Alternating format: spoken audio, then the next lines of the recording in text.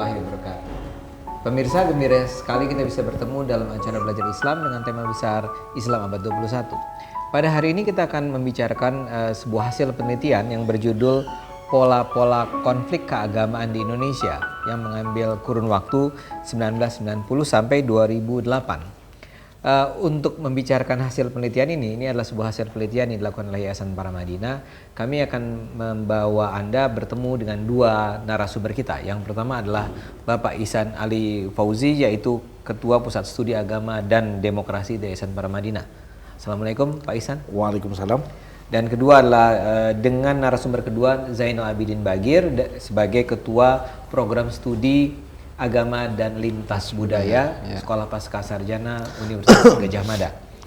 Gembira sekali kita bisa bertemu dengan Anda semua. Terima kasih. Membicarakan sebuah topik yang walaupun ini adalah sebuah studi yang dilakukan pada mungkin sekitar 3 tahun yang lalu ya Pak Ihsan. 2 tahun yang lalu, tapi saya yakin relevansinya masih sangat tinggi dengan kondisi Indonesia saat ini. Nah, judulnya sendiri menarik para pemirsa, pola-pola konflik keagamaan. Jadi ada konflik keagamaan dan ada pola-polanya. Kelihatannya Anda mempelajari itu ya. Bisa Anda jelaskan barangkali dimulai dengan kata apa yang Anda maksud dengan konflik keagamaan misalnya dan bagaimana pola-pola yang nanti Anda temukan di situ. Ya.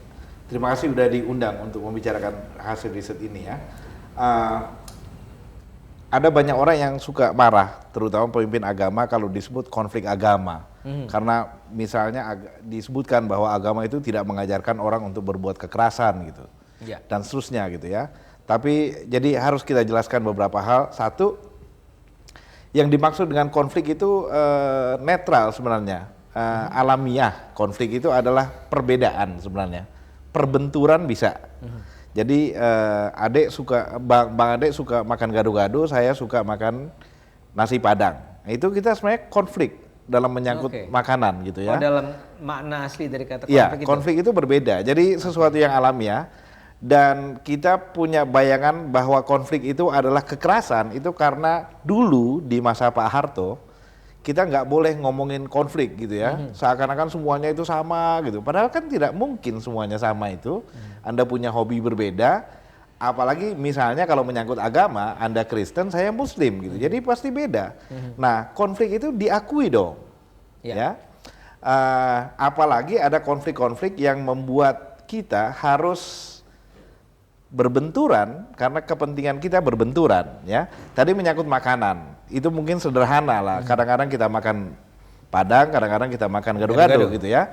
Tapi kalau menyangkut kebijakan tertentu, misalnya ya, Anda pro orang berjilbab misalnya kan, saya tidak suka kalau menggunakan jilbab itu diwajibkan. Itu kan berbentur gitu. Ada zero sum, Anda atau saya yang dimenangkan sebagai kebijakan publik gitu ya.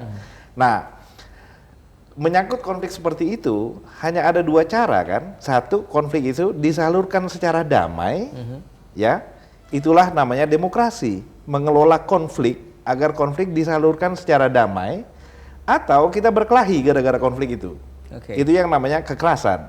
Jadi konflik itu dalam ilmu sosial dibagi menjadi violent konflik, konflik yang mengakibatkan munculnya kekerasan, tapi juga ada peaceful konflik, konflik yang bisa disalurkan secara damai. Salah satu mekanisme yang paling hebat namanya demokrasi gitu kan. Kalau Anda punya pikiran, aspirasi, sampaikan lewat partai politik dan seterusnya gitu. Ada mekanismenya yang tidak perlu kita bicarakan sekarang di sini ya. Nah, itu yang kita maksudkan dengan konflik, dan kita memisahkan membaca mengenai konflik itu dari konflik yang disalurkan secara damai maupun konflik-konflik yang sifatnya kekerasan gitu ya. Dan agama itu ya dia mengandung, harus diakui, dia mengandung sumber untuk menjadi perdamaian, sumber perdamaian. Misalnya ketika Malcolm X atau Martin Luther King mengajarkan karena dorongan agamanya ya, atau Gandhi ya, karena dorongan agamanya dia meminta supaya slavery, misalnya perbudakan atau diskriminasi terhadap kulit hitam dihentikan di Amerika Serikat atau di India misalnya kan. Itu kan agama sebagai sumber perdamaian, sumber hak asasi manusia ya.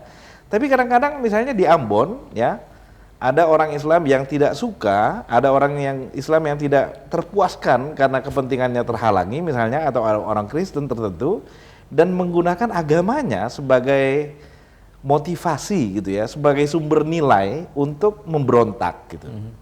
Nah, ada juga, jadi agama sebagai sumber kekerasan juga ada, ya, karena ada nilai-nilai agama yang mengajarkan orang untuk misalnya berjihad, itu kan ada, ya. Jadi tidak bisa Anda kita tadi menggunakan contoh Malcolm X misalnya ya, Gandhi dan Iya. Martin Luther semua sebagai contoh orang-orang yang orang-orang menggunakan agama yang mencoba untuk mengajarkan memperluas wilayah perdamaian di antara manusia, karena perdamaian hanya mungkin terjadi kalau orang itu menghormati hak asasi orang lain gitu ya. Perdamaian hanya mungkin terjadi kalau kulit hitam dihargai haknya sebagai manusia gitu. Walaupun 3 orang ini semua tewas dibunuh. Ada yang tewas dibunuh, ada yang tidak sebenarnya kan, karena yang kita tahu adalah yang tewas terbunuh gitu kan. Tapi ada banyak orang lain juga yang tidak tewas terbunuh. Ada orang namanya Gene Sharp, ada orang yang namanya Chai Wat Anand misalnya di Thailand, orang-orang yang agamawan, dan karena mereka sebagai agamawan itu di drive gitu ya, didorong oleh alasan keagamaannya untuk menyebarkan perdamaian. Itu banyak sekali ya, dan kita harus terus mengumpulkan, mendokumentasikannya gitu. Oke. Jadi kembali ke studi kami, kalau boleh cerita lebih banyak ya, kita Anda harus mau agak pendek dulu karena Ya. waktu kita Saya harus pendek komersial. saja, satu- Atau gini, Ya. supaya nanti Anda puas berceritanya, kita commercial break sebentar ya. Jadi pemirsa jangan kemana-mana, kita jeda sebentar.